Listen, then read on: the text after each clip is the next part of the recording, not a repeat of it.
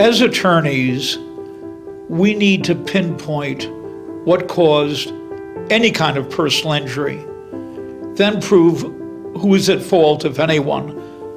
But what if the cause of an injury evades medical experts for over a decade? In this case, we had to identify and assemble a panel of leading doctors from all over the country to serve as powerful witnesses and produce over 100 exhibits for the jury, many of them utterly unique, to explain how a 2-year-old boy suffered a hypoxic brain injury during surgery. Unfortunately, sometimes a personal injury case isn't resolved in a few weeks, months, or even years. Repairing a heart and damaging a brain is a story about such a case, which took 17 years to finally bring some measure of justice to the boy and his family. This boy suffered from a rare heart condition that required a complex surgery in order to correct his blood flow. The surgery itself was a complete success, and the heart was fixed in the proper way. However, it soon became clear that something else had gone wrong. The boy showed signs of brain damage.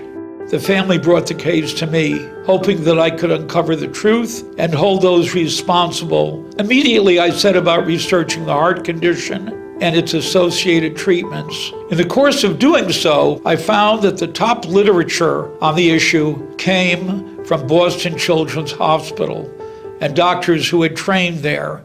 At Boston Children's Hospital, I pinned down Dr. David Wessel, who was board certified in 4 pediatric specialties, very unusual, including pediatric critical care and pediatric cardiology. Dr. Wessel was the first person to be able to pinpoint part of what had gone wrong.